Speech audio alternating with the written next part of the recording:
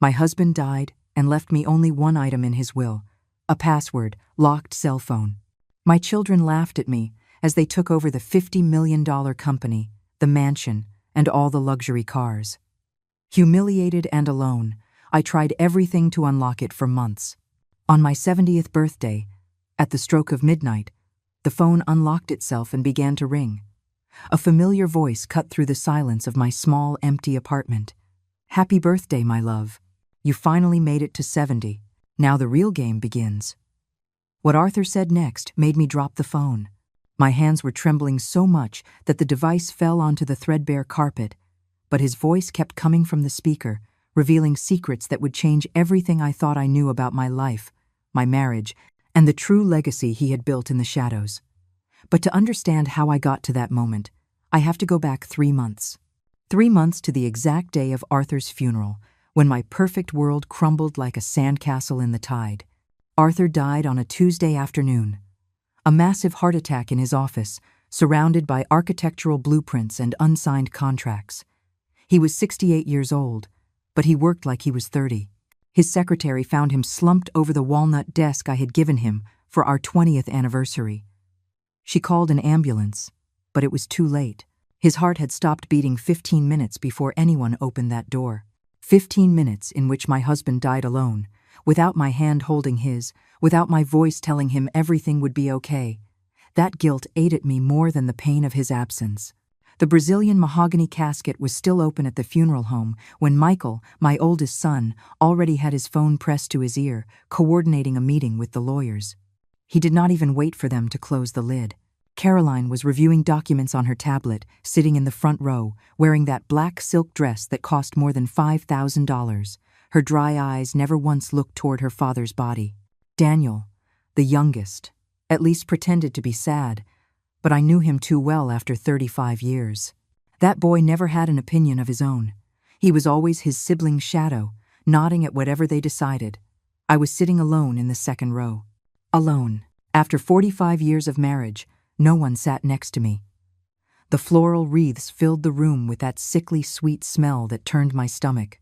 White roses, lilies, gardenias. Arthur hated flowers.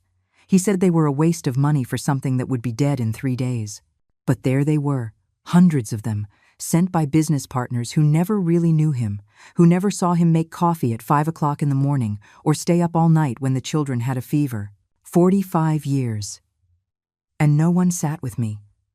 Mr. Evans, the family lawyer, arrived just as the ceremony began. He was a tall, thin man with silver hair combed back and a leather briefcase that seemed to hold all the secrets of the universe. He leaned in to whisper something to Michael. I saw my son's eyes light up. That greedy glint I knew so well. The same glint he had as a boy when he found coins in the sofa. But this was not about coins. It was about an empire. The ceremony lasted 30 minutes exactly. The pastor spoke of an Arthur I barely recognized. A charitable, generous man, loved by all. Hollow words that floated in the funeral home's air conditioning. No one mentioned that Arthur spent 18 hours a day working. No one said he built his real estate empire from scratch, that he came to this country with $200 in his pocket and a dream bigger than the hunger he felt. No one spoke of the man who collapsed over construction plans because his heart could not take one more minute of pressure. No one spoke of the real man. When it was over, Michael was the first to leave. He did not even approach the casket for a final goodbye. The reading of the will was 2 days later. Mr. Evans summoned us to his 22nd floor office in a glass building in the financial district. The walls were a pale cream color, decorated with framed diplomas and photographs of Mr. Evans shaking hands with politicians and businessmen. The conference table was so polished I could see my reflection in it. I looked old, tired, small. Michael sat at the head of the table as if he already owned the place. Caroline was on his right, checking her phone. Daniel on his left, nervous, drumming his fingers on the wood. I was at the end, as far from the lawyer as possible, as if my presence were an uncomfortable detail no one wanted to face. Mr. Evans opened his briefcase and took out several documents. The sound of paper against paper filled the tense silence. He cleared his throat. He adjusted his glasses. and he began to read in that monotone voice lawyers use to dehumanize even the most painful decisions. I, Arthur Morgan, being of sound mind, declare this document as my last will and testament. Each word fell like a drop of acid on my chest. To my son Michael, I bequeath 40% of the shares of Morgan Properties, including all projects under development in California, Nevada, and Arizona. Michael smiled, a predatory smile that made me nauseous. To my daughter Caroline, I bequeath 30% of the shares, along with the main mansion in Beverly Hills and all its contents. Caroline simply nodded, as if confirming a bank transaction. To my son Daniel, I bequeath the remaining 20% of the shares, plus the classic car collection and the vacation property in Cabo. Daniel exhaled, relieved. 3 children, 90% of a $50 million empire divided among them. I waited. My hands were sweating in my lap. The silence stretched like sticky gum. Mr. Evans turned the page. He avoided my gaze. To my wife, Eleanor. The world stopped. I could hear my own heart pounding against my ribs. I bequeath my personal cell phone, kept in the safe in my private office, with specific instructions that it not be tampered with or forced open under any circumstances. Silence, then laughter. Michael was the first, a dry, cruel laugh that bounced off the glass walls. Caroline covered her mouth, but her shoulders were shaking. Even Daniel, my baby, the one I used to rock when he had nightmares, let out an uncomfortable chuckle. A phone. Michael wiped imaginary tears from his eyes. Dad had a sense of humor to the very end. He worked himself into a heart attack, and the only thing he leaves Mom is an old cell phone. This has to be some kind of mistake. Caroline looked at Mr. Evans, incredulous. Mom gets just a phone while we get the entire empire. Mr. Evans maintained that neutral expression lawyer's perfect with years of practice. The will is clear and was drafted by Mr. Morgan 3 weeks before his passing. It was verified by 3 independent witnesses. There is no mistake. It's pathetic. Michael leaned back in his chair, arms crossed over his puffed-up, arrogant chest. 45 years of marriage, and he leaves you a phone that probably does not even work. Something inside me broke in that moment. It was not a loud, dramatic break. It was silent, like when a fine crack appears in old porcelain and you know it will never be the same. That's everything. My voice sounded strange, distant, as if it were coming from someone else. Mr. Evans nodded. There is one additional clause. Mrs. Morgan is permitted to remain in the mansion for 30 days. After that, she must vacate the property. 30 days. 45 years, reduced to 30 days. Caroline was already calculating. We can speed that up. Mom does not need that much space anyway. We can find her a small apartment somewhere reasonable. Reasonable. The word made me laugh. A bitter laugh that surprised even me. Reasonable like giving up my career to raise you? Reasonable like the nights I spent awake when you had the flu? Reasonable like the birthdays, the graduations, every sacrifice I made while your father built his empire? Do not be dramatic, Mom. Michael was putting papers in his briefcase. Dad made his decision. He obviously had his reasons. Maybe you should ask yourself what you did to deserve just a phone. Those words pierced me like a rusty knife. Mr. Evans handed me a small key for the safe in Mr. Morgan's private office. The phone is in there. I took it. It weighed almost nothing, but in that moment, it felt like I was carrying the weight of my entire failed life. My children left that office arguing about numbers, percentages, expansion plans. Not one of them looked back at me. I stayed seated, staring at that tiny key in my wrinkled palm, wondering how an entire life could fit into such a small object. I went to get the phone that same afternoon. Arthur's office was exactly as he had left it the day he died. The blueprint still spread across the walnut desk, a half-finished cup of coffee next to the computer mouse, the scent of leather and pipe tobacco clinging to the burgundy curtains. Everything was frozen in time, as if he were about to walk in at any moment, adjusting his tie and asking me what I was doing there, interrupting his work. The safe was built into the wall behind a huge painting, an abstract piece in orange and gray tones that I always hated but that Arthur insisted was a valuable investment. I moved the heavy frame aside. My hands trembled as I inserted the key into the lock. The mechanism made a soft, delicate click, completely disproportionate to the weight of what I was about to discover. Inside was a single object, a cell phone, an old model, the kind no one uses anymore, with a small screen and physical buttons. It was turned off. I took it out carefully, as if it were a fragile relic or a bomb about to explode. The plastic was cold against my skin. It was heavier than I expected. I found the power button and pressed it. The screen flickered. The brand logo appeared. Then, a background image, a photograph of us from our wedding day. Me at 25 years old, in an ivory dress, flowers in my hair, smiling as if the whole world belonged to me. Arthur beside me, so young, so full of dreams, we did not yet know if would come true. We looked happy, so stupidly happy. Then the lock screen appeared. Enter password. 6 empty circles, waiting for numbers I did not know. I tried the obvious first. Our anniversary date, 030879, error. The screen shook, rejecting my attempt. I tried his birthday, 150456. Error again. Michael's birthday. Error. Caroline's. Error. Daniel's. Error after error after error. After 10 failed attempts, a warning appeared in red letters. Too many incorrect attempts. Try again in 30 minutes. I sank into Arthur's leather chair, that enormous piece of furniture where he spent hours signing contracts and making decisions that moved millions. It still smelled like him. Like that expensive cologne he wore, mixed with the scent of old papers and ambition. I held the phone against my chest and, for the first time since his death, I truly cried. I did not cry at the funeral. I did not cry at the will reading. But there, alone in his office, surrounded by his things, with that stupid phone in my hands, I fell apart. The tears fell, hot and bitter, soaking my cream-colored blouse. I cried for the 45 years. I cried for the woman I had been, the brilliant architect who gave up her career to be a wife and mother.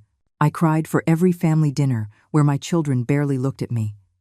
I cried because my husband died alone in this office, his heart exploding from pressure, and I was not there to hold his hand. And I cried because part of me was furious with him, furious because he left me this humiliation, this cruel riddle. Why not just leave me something normal? Money? A property? A letter explaining why he hated me so much? But not a locked phone. As if even after death, Arthur was still playing his games of control. I spent the next 30 minutes searching his office for clues. I checked every desk drawer. I found bank statements, construction contracts, old photographs of finished projects. In the bottom right drawer, there was a box of Cuban cigars he never opened and a bottle of 30-year-old whiskey he saved for special celebrations. Nothing that looked like a password. Nothing that explained why this phone was my only inheritance. When the 30 minutes were up, I tried again. The date we met. Error. The street number of our first house. Error. The last 6 digits of his social security number. Error. Too many incorrect attempts. Try again in 60 minutes. The waiting time was doubling each time. It was a security system designed to thwart hacking attempts or to torture desperate widows. I left the office as it got dark. The 30 days I had to vacate the mansion were slipping away fast. Michael had already sent an appraiser to value the furniture. Caroline had hired an interior designer to redecorate her new house. Daniel simply avoided looking at me. That coward. That night, lying in the king-sized bed I had shared with Arthur for 45 years, I tried the phone again. I tried combinations of numbers that had personal meaning. The number of my old architecture firm. Error. The address of the first property Arthur bought. Error. The year Michael was born. Error. Too many incorrect attempts. Try again in 120 minutes. 2 hours. The phone was punishing me for my ignorance. The days dragged on like slow torture. During the day, I watched my children dismantle the life Arthur and I had built. Michael sold 3 of his father's classic cars in the first week. Caroline hired a moving company to catalog and pack everything of value. Daniel settled into the Cabo property and posted pictures on social media, drinking cocktails by the infinity pool. At night, I tried to decipher the phone. I tried numerical sequences, historical dates Arthur used to mention. Lucky numbers. zip codes of places we lived. Nothing worked. The wait time increased exponentially. 4 hours, 8 hours, 16 hours. The phone was becoming inaccessible. In the third week, Michael walked into my bedroom without knocking. I was sitting on the bed, the phone in my hands, dried tears on my cheeks, still messing with that thing. His voice dripped with contempt. "Mom, it's pathetic. It's an old phone. Dad probably left it there forgotten years ago, and the lawyer thought it was important. Your father never forgot anything." My voice was hoarse from so much silent crying. "Whatever." Michael shrugged. "We need to talk about your situation. The 30 days are up in a week. Caroline found an apartment for you. 1 bedroom, bathroom, kitchenette. It's small, but enough for 1 person. 1 bedroom. It's all you need. You're not going to have visitors. Your friends stopped calling years ago because you never had time for them. You were too busy being the perfect wife." The cruelty in his voice was like venom. "The apartment costs $900 a month. We'll pay the first 6 months. After that, you'll have to figure it out." "Figure it out?" I'm 66 years old. I have not worked in 45 years. How am I supposed to figure it out? "Not my problem, Mom. Dad made his decisions. Maybe you should have been a better wife." Michael left the room, leaving those words stuck in my chest like rusted daggers. That night, I tried the phone again. My fingers trembled over the numbers. There were almost no logical combinations left to try. I entered my birthday. I was 66, turning 67 in 3 months. Incorrect password. Too many attempts. Device will be locked for 30 days. 30 days. The same amount of time I had to leave my home. The phone shut down completely. The screen went black, dead, unresponsive to any button. I shook it. Desperate. I tried to turn it on again. Nothing. Arthur had left me an impossible puzzle, and now I could not even keep trying to solve it. The move was humiliating. 2 men in gray uniforms packed my few belongings into cardboard boxes. Clothes. Some books. Photographs that no one else wanted. Everything fit in the back of an old van. 45 years of life reduced to 8 boxes. Caroline personally supervised to make sure I did not take anything of value. She checked every box, every bag, as if I were a thief in my own home. "It's just protocol, Mom. Do not be offended." Do not be offended. As if humiliation were optional. The apartment was exactly as Michael had described it. A room with worn-out beige walls, a window that looked out onto a dirty alleyway, a bathroom so small the toilet and shower barely fit. The kitchenette consisted of a 2-burner electric stove and a refrigerator that made unsettling noises every 20 minutes. The men left the boxes in the middle of the room and left. I sat on the thin mattress that came with the rental. Arthur's phone was in my purse, still off, still locked, still mocking me. Outside, the city lived its normal life. Cars passed. People laughed. The world kept spinning while mine had stopped completely. I took out the phone and looked at it. The black screen reflected my face. I looked old, destroyed, defeated. "What did you want me to find, Arthur?" I asked the dead device. "Why did you do this to me?" Silence was its only answer. The days in that apartment turned into a routine of survival and obsession. Every morning I woke up on that thin mattress that creaked with every move, staring at the water-stained ceiling, wondering how I had ended up here. The woman I once was, the brilliant architect who designed buildings, who had dreams bigger than the sky, had disappeared so long ago I could not even remember her face. The phone remained on the makeshift nightstand, an overturned wooden crate I found in the building's trash. It was still off, dead. It had been locked for 2 weeks, and I counted every hour that passed until the 30 days were up and I could try again. The money Michael promised arrived only once. $600 deposited into my account with a handwritten note. "We reduced the amount. We feel you spend too much.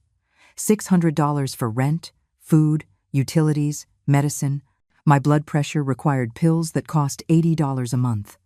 I decided to skip doses to make them last longer. I ate once a day. Cheap bread from the discount supermarket. Sometimes a piece of cheese when it was on sale. Hunger became my constant companion. That dull ache in my stomach that you eventually get used to ignoring. I lost weight. My clothes hung loosely on my bones. When I looked in the bathroom mirror, I saw a stranger. A ghost of a woman who used to be me. My children did not call. Not once. I tried to reach Michael in the third week.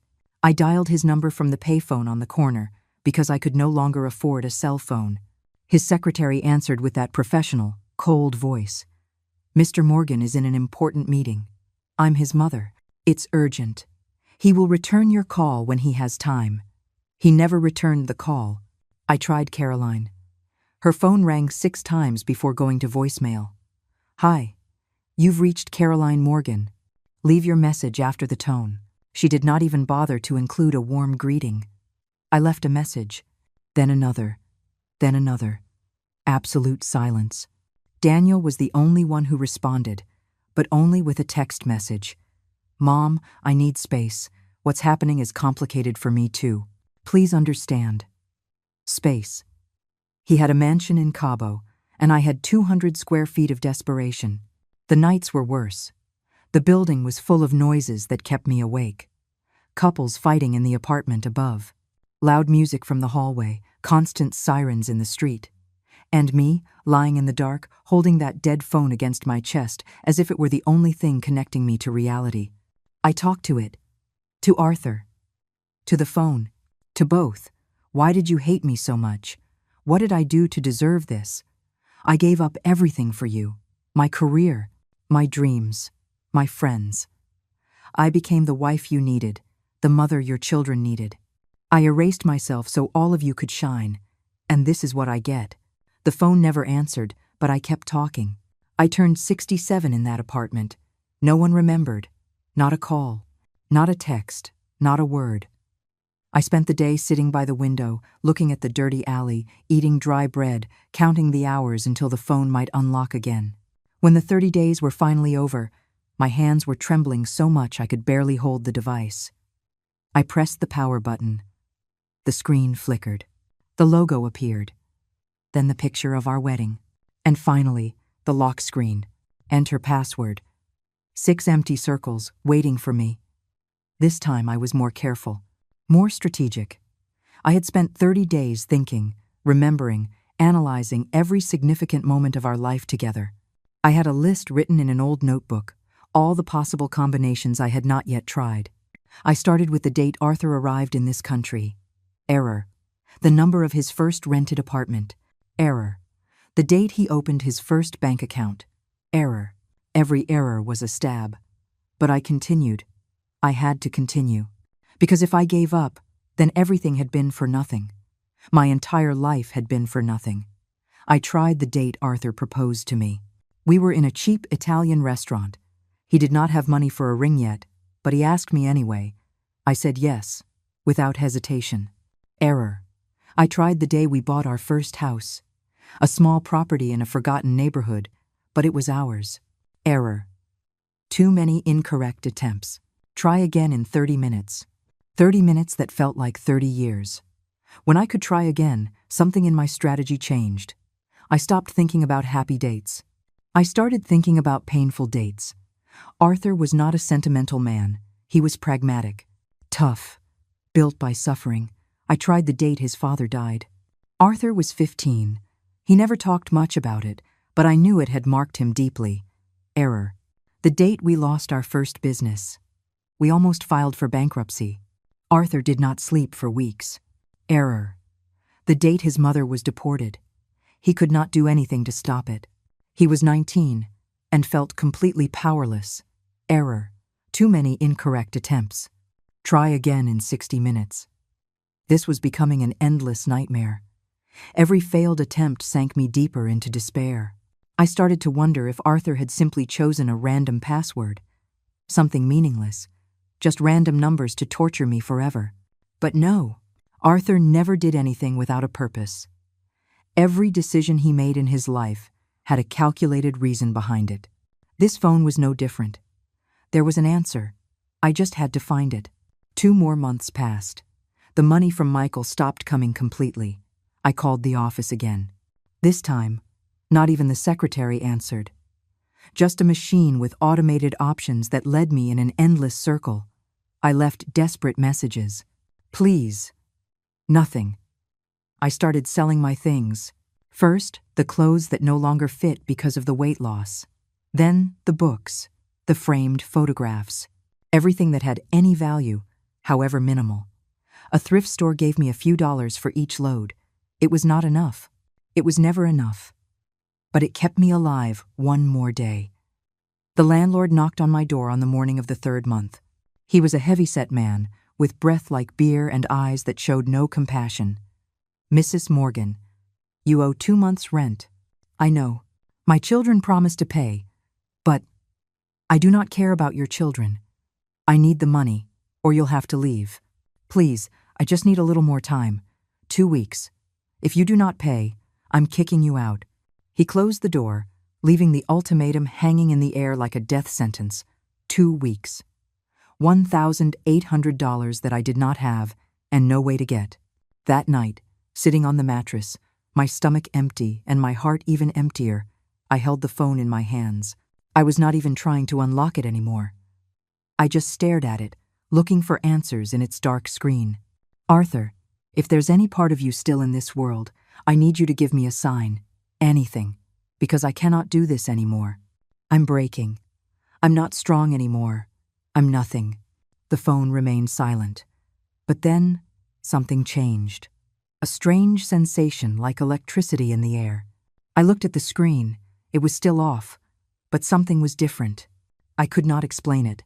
It was as if the object in my hands had come alive for a second. I turned it on again. The familiar routine. Logo. Photograph. Lock screen. This time I did not think. I did not calculate. I just let my fingers move on instinct. Numbers that came from somewhere deep in my memory. A place I did not know existed. 082325. The screen flickered. My heart stopped. The circles filled with green. The phone unlocked. The screen lit up with an almost blinding brightness in the darkness of my miserable apartment. My hands trembled so much I almost dropped the phone. After months of failed attempts, of accumulated frustration, of nights crying in silence, I had finally unlocked the device Arthur left me as my only inheritance. Our anniversary, August 23rd, and my age, when we got married, 25. It was so obvious and so hidden at the same time. Arthur always said I was the most beautiful woman in the world on our wedding day. He held that date as if it were sacred. And I, stupidly, had only tried the date without thinking to add my age from that moment. The home screen appeared. There were no normal apps, no social media, no games. Just 3 icons in the center of the black screen, a folder called For Eleanor, a calendar with one date marked in red, and a voice recorder app. My fingers hovered over the screen, not daring to touch anything. My heart was beating so hard I could feel it in my ears. What had Arthur left in here? Why all this mystery? Why torture me for months before revealing whatever this contained? I touched the folder first. It opened to show a list of numbered files. File 1, File 2, File 3. They went all the way to File 15. Each one was a considerable size, probably documents or photographs. I opened the first file. It was a scanned document, a property deed. I read the first line and my breath stopped. Property registered in the name of Eleanor Morgan. An address in San Diego. A 4-story commercial building in a premium downtown area. Estimated value, $3,200,000. And it was in my name. It had been in my name for the last 8 years. My eyes scanned the document, unable to process what I was seeing. Arthur's signature was there, along with notary seals, dates, everything legitimate. This was not a joke or a mistake. It was real. I opened the second file with trembling fingers. Another property deed. This time an apartment complex in Portland. 24 rented units. In my name. Value, $2,800,000. The third file. An industrial warehouse in Las Vegas.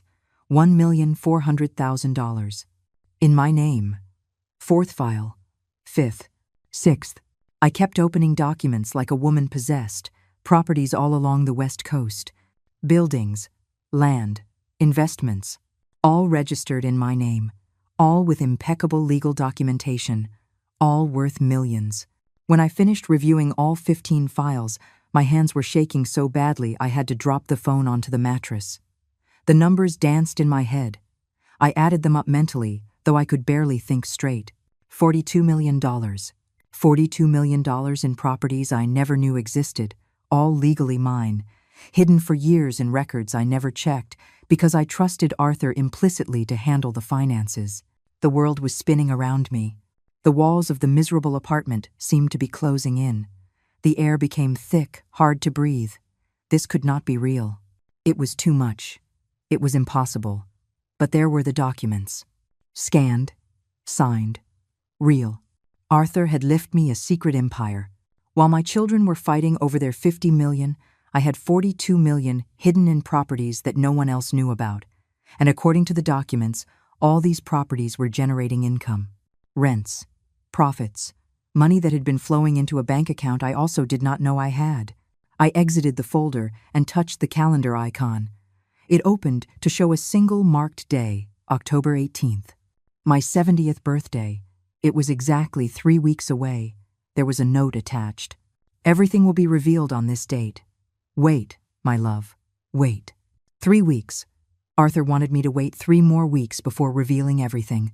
But why? What else was there? He had already left me a fortune. What else could there be? I touched the third icon. The voice recorder. There was a single recording saved. Duration, 43 minutes. Date of recording.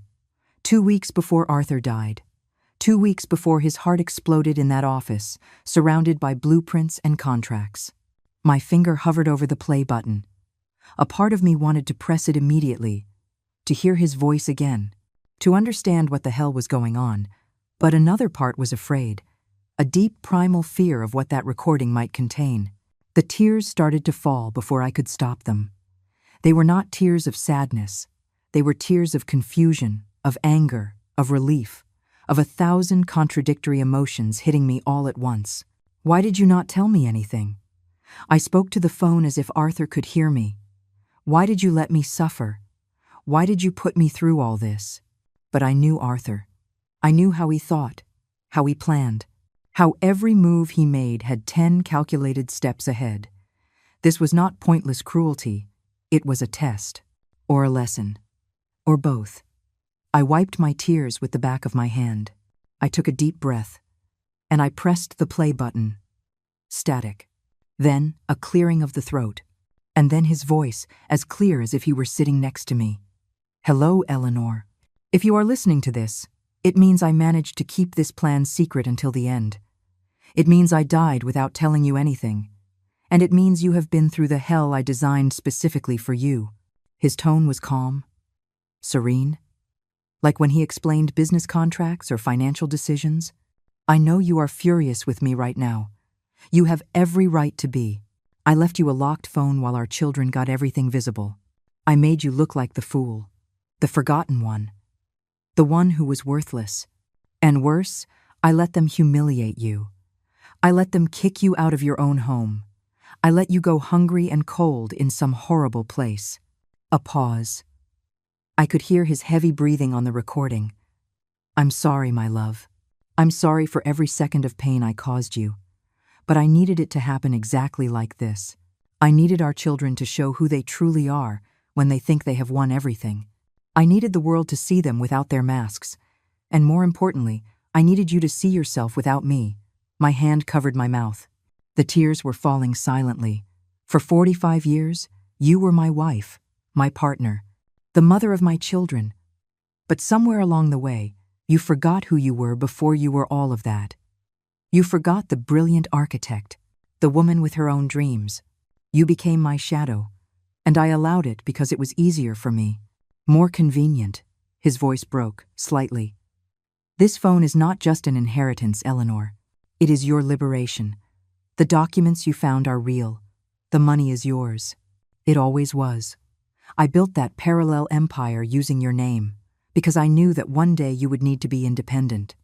I knew our children would become greedy monsters. I watched them grow up and refused to see it clearly. That was my greatest failure as a father. The recording continued. Every word was a hammer striking my heart. In 3 weeks, you will turn 70. On that day, this phone will unlock the rest of the plan. But for now, I want you to know something. You are not alone. You never were.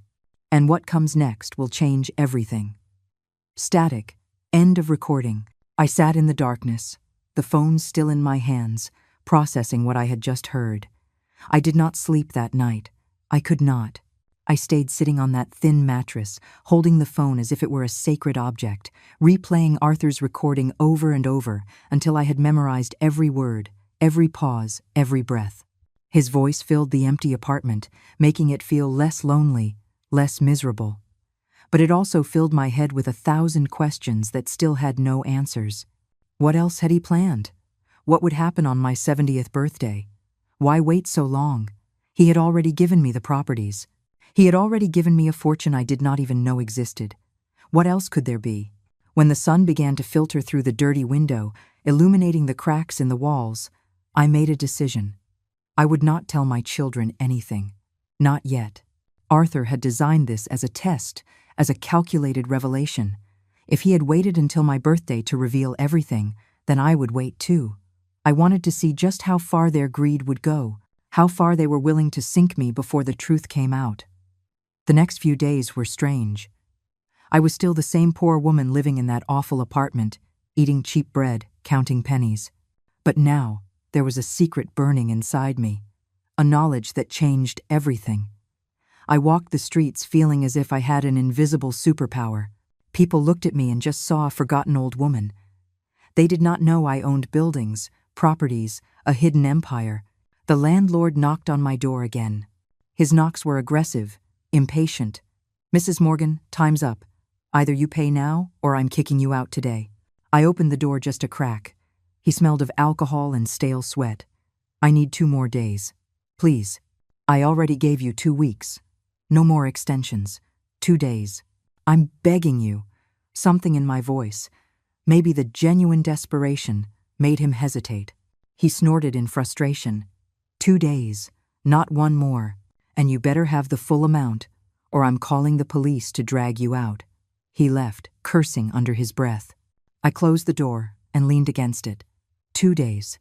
My birthday was in 19 days. Still too long, but I had documents proving I owned $42 million in properties. Technically, I could go to a bank, show the papers, access the accounts. But something stopped me. Arthur's voice on that recording. "Wait, my love. Wait." I decided to try one last time with my children. Maybe, just maybe, there was some humanity left in them. I took the bus to Michael's office. The ride took an hour and a half, crossing the city from my forgotten neighborhood to the glittering financial district where my oldest son played at being an important executive. The building where he worked was all glass and steel. Imposing. Cold. The lobby had marble floors so polished I could see my reflection. I looked small. Insignificant.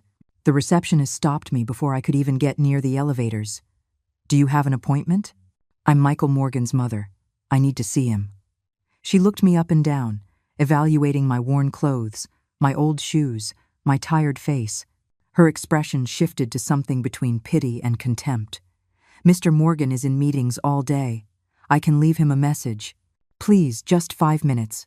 It's urgent. I'm sorry, ma'am. Without an appointment, I cannot let you go up." Her tone was final, inflexible. I just stood there like a fool, feeling the stares of the people walking by. Executives in expensive suits. Women in heels that clicked like hammers against the marble. All of them busy, all of them important. And me, an old woman in their way. I waited in the lobby for 3 hours, sitting on a bench near the entrance, watching people come and go. The receptionist threw me occasional, annoyed glances, as if my presence were contaminating the elegant atmosphere. Finally, Michael came out of the elevator. He was with 2 other men in gray suits, laughing about something one of them had said. I stood up quickly, almost tripping over my own feet. "Michael." He stopped. The smile vanished from his face, replaced by something close to embarrassment. But it only lasted a second. Then came the irritation. "Mom, what are you doing here? I need to talk to you. It's important." The men with him exchanged uncomfortable looks. Michael gestured to them. "Go on ahead. I'll catch up with you at the restaurant." He waited until they were gone. Then he looked at me with those cold eyes that were once the innocent eyes of my baby. "You have 2 minutes. Talk. They're going to evict me from the apartment. I do not have money for the rent. I need help. We gave you money at the beginning. It was not enough. It's barely enough to eat. And you all stopped sending more, because we felt you needed to learn how to manage your money." His voice was condescending, as if talking to a foolish child. "Michael, I'm your mother. How can you leave me on the street? Dad made his decisions. He knew what he was doing. If he left you just a phone, it was for a reason. That phone?" I stopped. I almost said it. I almost revealed everything right there. But something held me back. The way he was looking at me. Like I was a problem he needed to solve quickly so he could get back to his important life. "That phone is all I have left of him." "Exactly. So keep it as a memento and move on. Get a job. I do not know, clean houses or something. You're 67 years old, not 100. You can still be useful." Every word was a slap. But the worst part was his expression. Indifferent. Bored. As if this conversation were a waste of time he could be using to make more money. "Is that all I'm worth to you? After everything I did for you all? Oh, Mom. Always so dramatic. You did what mothers are supposed to do. No one asked you to be a martyr." He checked his expensive watch. "I have to go. Good luck with your situation." He turned and walked toward the glass door. He did not look back. Not once. I stood in that lobby like a pillar of salt. The receptionist was watching me with a mix of pity and relief that I was finally leaving. The tears wanted to come, but I swallowed them. Not here. Not in front of all these people. I left the building and walked aimlessly for hours. My feet hurt, but I did not care. The physical pain was easier to handle than the ache in my chest. That enormous void where my children's love used to be. When I got back to the apartment, it was already dark. I found a note taped to my door. It was from the landlord. "Final notice. Pay tomorrow or I will be forced to take legal action." I sat on the floor in the hallway, my back against the door, holding that note. Arthur's phone was in my purse. I took it out and looked at the screen. The calendar still showed that marked date. October 18th. It was still 18 days away. "Arthur, I do not know if I can wait that long," I whispered to the phone. "I do not know if I'm as strong as you thought I was." But then I remembered something from the recording, something I had overlooked in my first listen. Arthur had said, "You are not alone. You never were." What did that mean? I was completely alone. My children had abandoned me. I had no friends because I had neglected them for years to take care of my family. I had no one, unless Arthur had left something else. Someone else. I went back into the apartment and opened the phone. I checked every icon, every folder, looking for something I had missed, and then I saw it. In the bottom corner of the screen, almost invisible, a contacts icon. I opened it. There was a single number saved, no name, just a number with a California area code. My finger hovered over the call button. Should I do it? Who was this person? Why had Arthur left only this contact? I took a deep breath. I pressed call. The phone rang 3 times. 4. 5. I thought no one would answer. But then, a man's voice, older, warm. "Hello, Eleanor. I've been waiting for your call." My voice got stuck in my throat. This man on the other end of the line knew my name. He had been waiting for me, but I had no idea who he was. Who? Who is this? I finally managed to articulate, my fingers gripping the phone so tightly my knuckles turned white. "My name is Antonio Garcia. I was Arthur's best friend for 40 years. I am also his personal attorney, different from Mr. Evans, who handled the family's corporate affairs." His voice was gentle, patient, as if he perfectly understood my confusion. "Arthur asked me to wait for your call. He told me it would come exactly when you needed it most. I do not understand any of this. I know, and I am deeply sorry for what you have been going through." Arthur told me the whole plan. At first I thought he was crazy, that it was too cruel to make you suffer like this. But he insisted. He said it was the only way for you to wake up. Wake up from what? From 45 years of being invisible, of being someone else's shadow, of forgetting who you were. Antonio paused. You found the property documents. Yes, I still cannot believe they're real. They are completely real and legal. Every one of those properties has been generating income for years. The money has been accumulating in a special account in your name.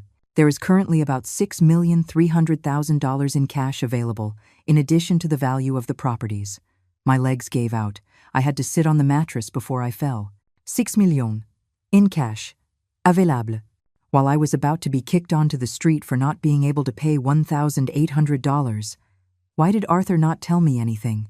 Why let me suffer like this? Because he knew you better than anyone, Eleanor. He knew that if he told you while he was alive, you would insist that money be used for the children, for the family, for anyone but yourself. You were always like that, always putting yourself last. He was right. Antonio was completely right. If Arthur had told me he had that secret empire, I would have insisted it be given to Michael, to Caroline, to Daniel. I never would have considered that I deserved something for myself. What am I supposed to do now? For now, nothing. Arthur was very specific about that. He wants you to wait until your birthday. Everything will be fully revealed then. There is more than what you have seen so far. More? What more could there be? I cannot tell you. Arthur made me swear not to interfere with his plan, but I can help you with your immediate situation. I understand you are about to be evicted. Tomorrow. If I do not pay tomorrow, they're kicking me out. That is not going to happen. I am transferring $10,000 to you tonight. Use it to pay the back rent and have something to live on until your birthday. The money is coming from your own account. It is not charity, it is yours. I do not know what to say. Do not say anything. Just hold on a little longer. It's only 17 days. Arthur was right about many things, but especially about you. You are stronger than you think. His voice softened. One more thing, Eleanor. Your children know nothing about this. Mr. Evans, the other lawyer, does not either. Arthur compartmentalized everything so no one could ruin the plan. When your birthday arrives, everyone is going to be in for a surprise. Especially my children. Especially them. I could hear a smile in his voice. Take care, Eleanor. And do not hesitate to call if you need anything. That number will always be available for you. The call ended. I stared at the phone, processing everything. Arthur had planned this with surgical precision. Every detail, every moment of suffering had a purpose. And although part of me was still furious with him for putting me through this, another part was beginning to understand. He had set me free. In his own twisted, complicated way, he had given me the chance to see myself without him, without my children, without anyone else defining me. That night, for the first time in months, I ate a decent meal. I used the last few dollars I had to buy chicken, rice, and vegetables. I cooked on that tiny electric stove, and the aroma filled the apartment, making it feel almost like a home. While I ate, I checked my phone constantly, waiting for the transfer Antonio had promised. It arrived at 11 o'clock at night. A bank notification lit up the screen. Deposit received. $10,000. I stared at those numbers until my eyes filled with tears. They were not tears of sadness. They were tears of relief, of hope, of something I had not felt in so long. I had almost forgotten what it felt like. The next morning, I went straight to the landlord's office. It was on the first floor, a small room that smelled of cigarettes and old files. He was sitting behind a messy desk, surprised to see me. Mrs. Morgan, I'm here to collect or to call. I placed an envelope on his desk.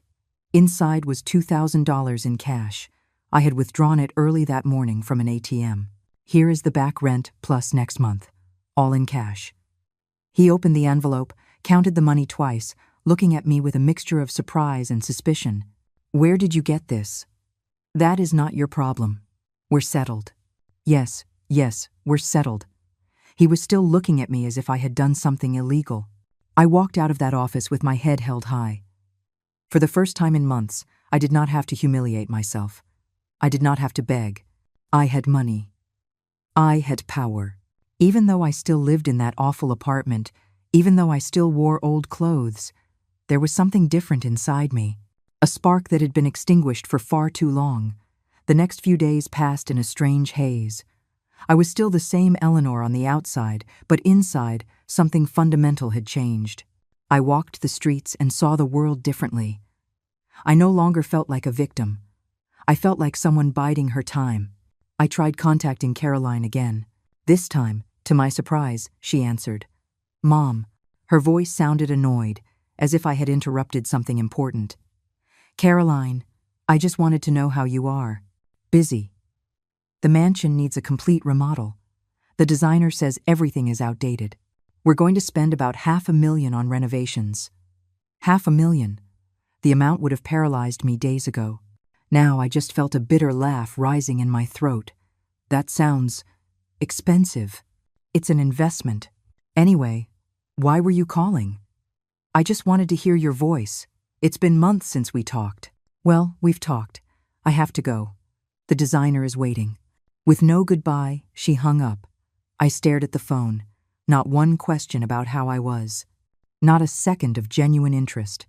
Caroline was so consumed by her new wealth that she had completely forgotten her mother existed. Daniel had not called either. Michael was still ignoring my messages. All three were too busy enjoying their inheritance to remember the woman who gave them life. But I was not angry anymore. I was at peace. Because I knew something they did not. And in 17 days, everything would change. I spent that time preparing myself mentally. I reread the property documents. I listened to Arthur's recording. I spoke with Antonio occasionally, who gave me updates on how the properties were generating more income each month. I also started taking better care of myself. I ate 3 meals a day. I slept better. I even bought new clothes, nothing extravagant, but clean and dignified. The change was subtle, but significant. And every night, before going to sleep, I looked at the calendar on Arthur's phone. 17 days, then 16, 15, 14, counting down to the revelation that would change everything. The days dragged on with painful slowness, but at the same time, they flew by. Every morning I woke up with a mix of anticipation and terror. What would happen when my birthday arrived? What else had Arthur planned? The uncertainty gnawed at me, but it also kept me alive in a way I had not experienced in decades. 10 days before my birthday, I received an unexpected call. It was not from Antonio. It was from Mr. Evans, the family's corporate lawyer. My heart sped up. Had he discovered something? Had Arthur's plan leaked? Mrs. Morgan, I need to see you. It's urgent. His voice sounded tense, almost nervous. About what? I would prefer to discuss it in person. Can you come to my office tomorrow at 2 o'clock in the afternoon? I had no way to refuse without raising suspicion. I'll be there. I barely slept that night. My mind created 1,000 different scenarios. Maybe Michael had discovered the properties. Maybe Mr. Evans had found some irregularity in the will. Maybe Arthur's entire plan was about to fall apart before its conclusion. I arrived at Mr. Evans's office 15 minutes early. I was wearing one of my new dresses, a dark gray color, simple but respectable. The same receptionist who had seen me months ago, broken and desperate, now looked at me differently. She still did not know I had a fortune, but something in my posture, in the way I walked, had changed. Mr. Evans had me come in immediately. His office was the same. Cream-colored walls, framed diplomas, that polished table where the will that changed my life had been read. But this time, he was not alone. Michael was there. So were Caroline and Daniel.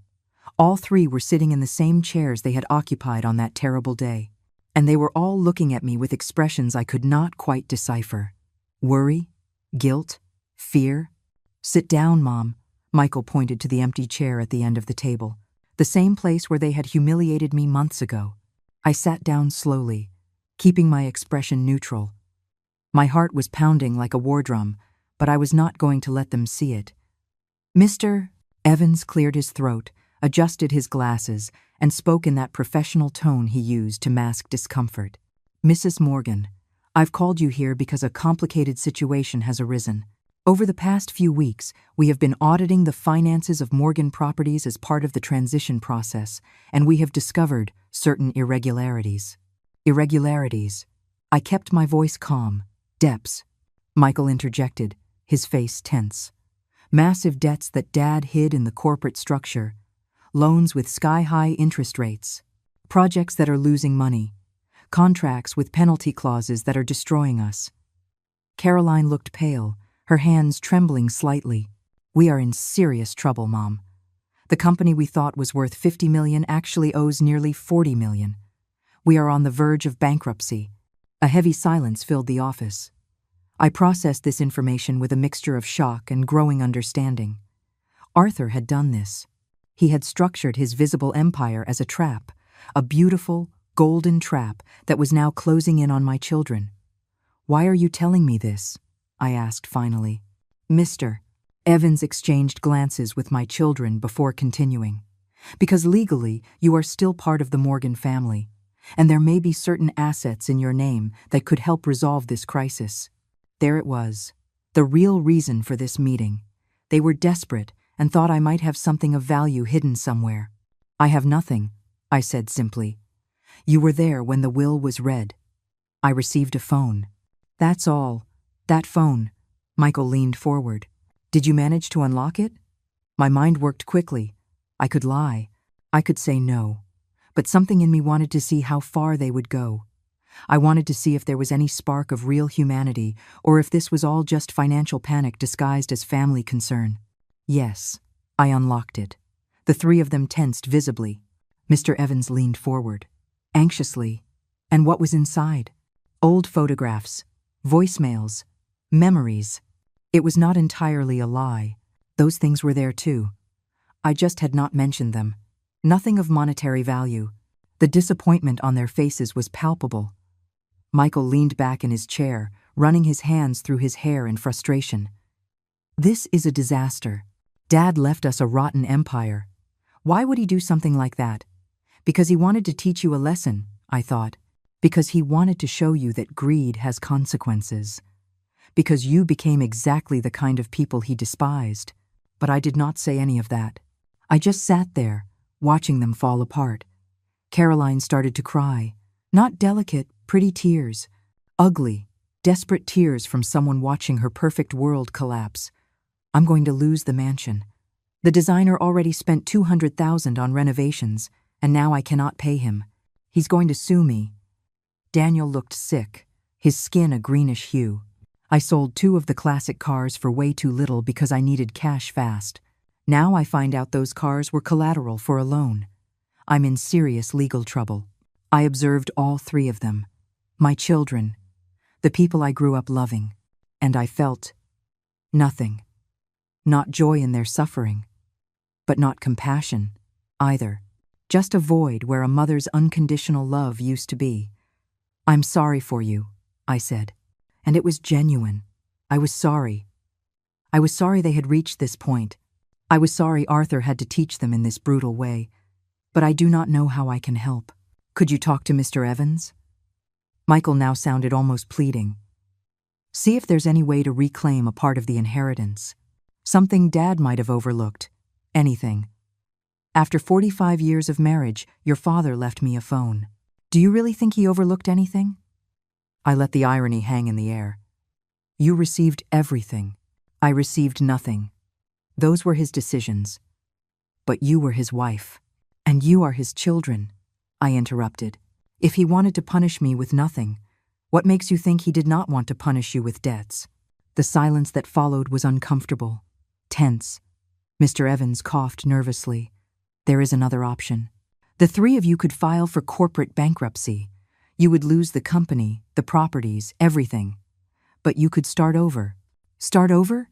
Caroline almost shouted. With what? We have nothing without Dad's money. None of us has ever really worked in our lives.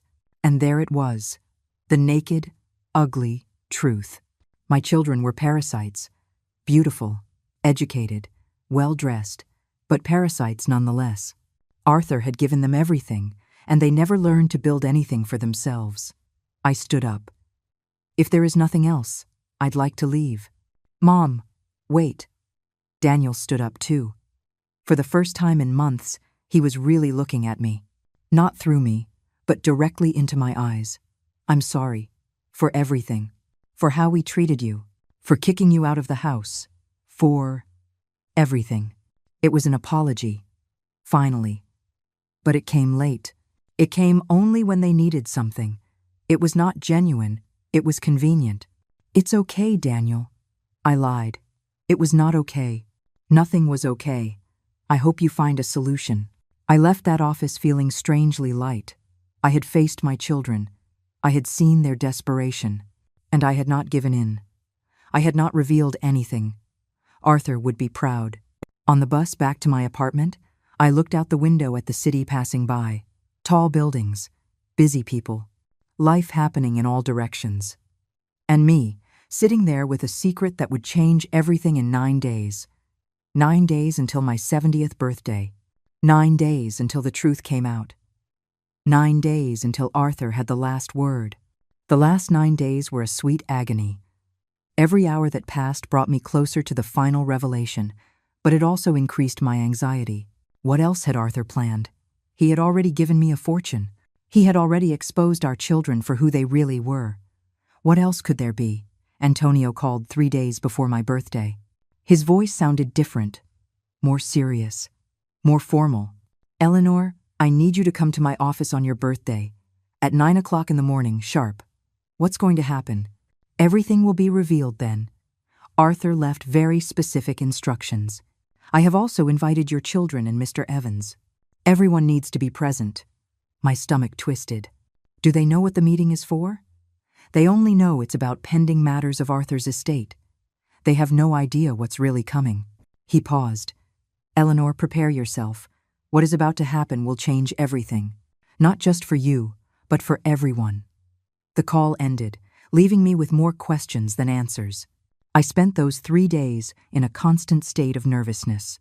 I cleaned the apartment obsessively, even though it was already clean. I reread the property documents. I listened to Arthur's recording, searching for clues I might have missed. The night before my birthday, I could not sleep. I stayed awake, looking at the ceiling, listening to the building's nighttime sounds. Someone was arguing in the apartment above. A baby was crying down the hall. Life went on as normal for everyone but me. At 5 o'clock in the morning, I gave up and got up. I took a shower with water that alternated between lukewarm and ice cold because the heater was unpredictable. I dressed carefully. I had bought a dark green suit with some of the money Antonio had given me. It was not luxurious, but it was elegant, appropriate. I looked in the mirror and almost did not recognize the woman looking back at me. She was no longer the destroyed widow from 3 months ago. There was something different in my eyes.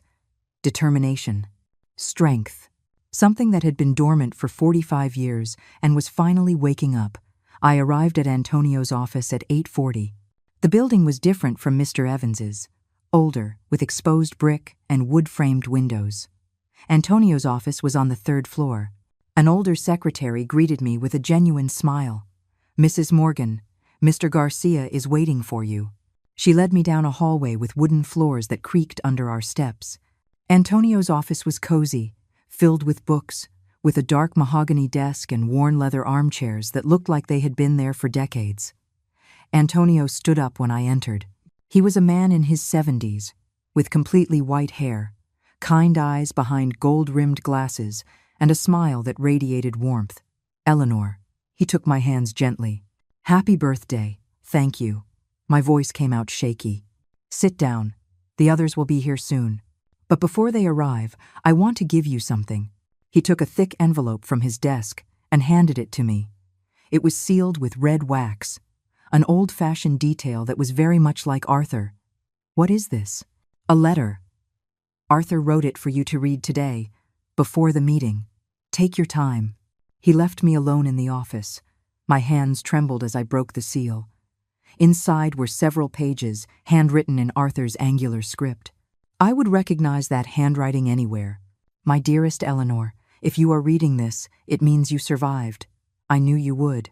You are so much stronger than you ever gave yourself credit for. These last few months have been hell for you. I designed it that way, not because I hated you, but because I loved you too much to let you live the rest of your life as my shadow. You needed to break completely so you could rebuild yourself.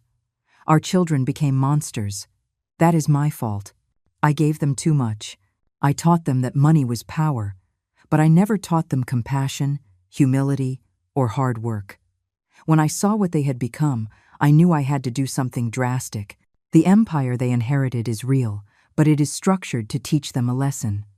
All those debts, all those problems, are consequences of decisions I made intentionally. I wanted them to feel pressure. I wanted them to understand that money without wisdom is a curse. But you, my love, you deserve something different. That parallel empire I built in your name is completely yours. 42 million in properties, plus the 6 million in cash that has accumulated. But that is not all. There is a third part of my estate that no one knows about. Not even Antonio, until 2 weeks ago.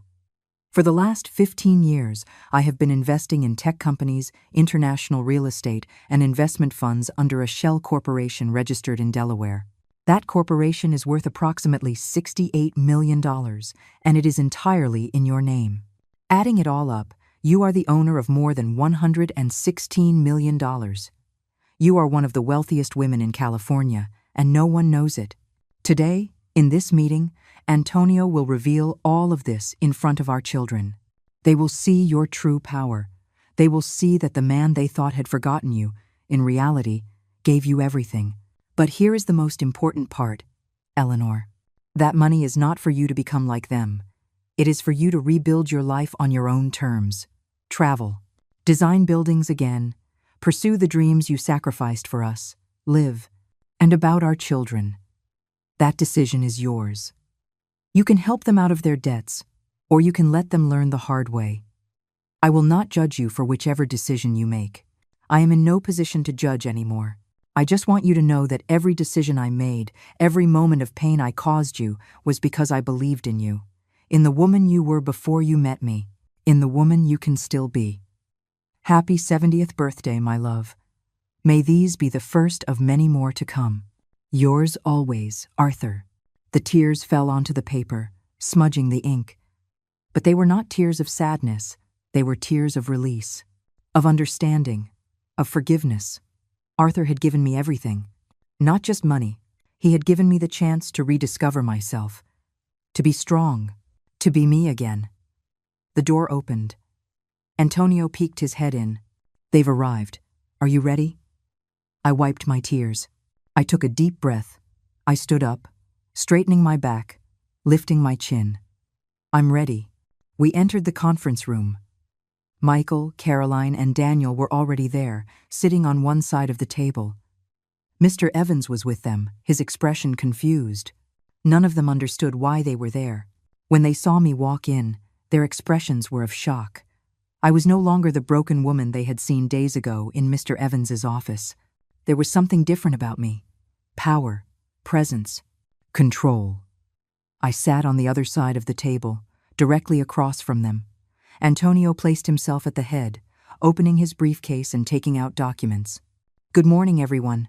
Thank you for coming. Today is Mrs. Eleanor Morgan's 70th birthday, and as per the specific instructions left by Arthur Morgan, the full truth about his estate will be revealed today. Michael leaned forward, impatient. Is there more money? Something that can help us with the debts? Antonio looked at him with an expression that could have been pity, or amusement, or both. Oh yes, Michael. There is much more money, but it is not for you. And then, the revelation that would change everything began. Antonio placed the documents on the table with deliberate, ceremonial movements. Each paper that landed sounded like a final judgment. My children watched with a mixture of confusion and desperate hope. Mr. Evans looked uncomfortable, as if he knew something important was about to explode, and he had no control over it. For the last 15 years, Arthur Morgan built a second empire, a parallel empire that no one in this room, except for me and now Eleanor, knew about. Antonio pushed the first document toward the center of the table. $42 million in real estate properties registered completely in the name of Eleanor Morgan. The silence was absolute. I could hear the clock ticking on the wall, the distant hum of the air conditioning, my own heart pounding like a war drum. Michael was the first to react. That's impossible. Dad would have told us. He would have included us in. He did not want to include you, Antonio interrupted coldly. In fact, he specifically excluded you. Here are the property records. Every building, every parcel of land, every investment, all in his wife's name. Caroline picked up one of the documents with trembling hands. Her eyes scanned the pages. Every line, every number. The color drained from her face with every passing second. This cannot be legal. Dad was not mentally well. He was under stress. Arthur Morgan was evaluated by 3 independent psychiatrists 1 month before his death. Antonio placed more papers down. All of them certified that he was in full command of his mental faculties. Every decision he made was deliberate, calculated, and completely legal.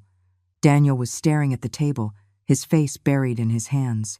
He did not even try to read the documents. I think in that moment, he understood before his siblings what had really happened. Their father had tested them, and they had all failed. But that is not all, Antonio continued, savoring every word. It was not cruelty, it was justice. Arthur also established a shell corporation 15 years ago. Investments in technology, international real estate, venture capital funds. That corporation is worth approximately $68 million. He pushed another set of documents forward, also registered completely in the name of Eleanor Morgan. Michael shot to his feet, his chair falling backward with a crash. This is bullshit. Dad cannot do this.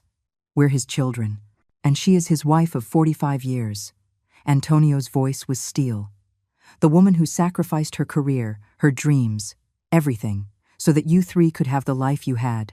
The woman you kicked out of her own home. The woman you let starve in a miserable apartment while you spent millions on unnecessary luxuries. Every word was a slap.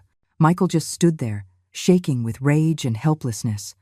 Caroline was crying silently, her makeup running down her cheeks.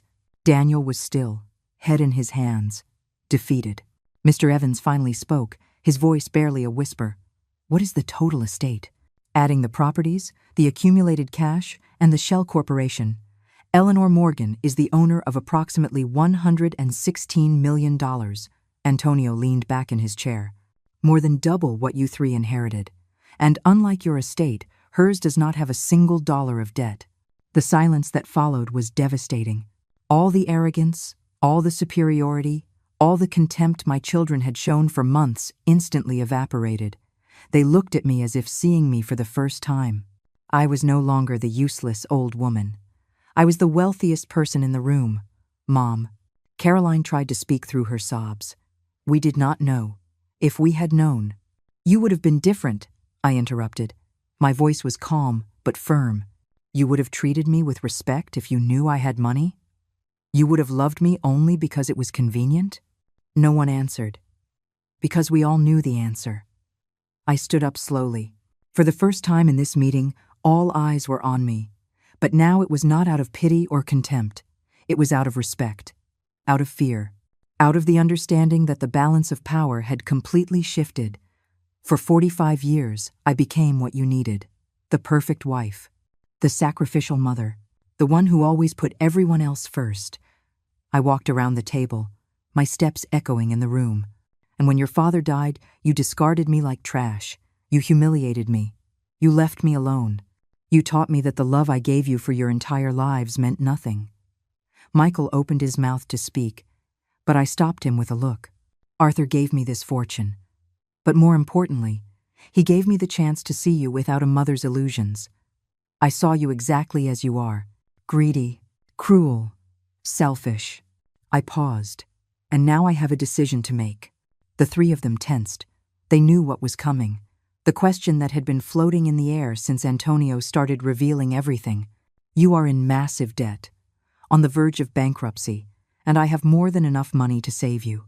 Hope glittered in their eyes, pathetic, desperate, but I am not going to.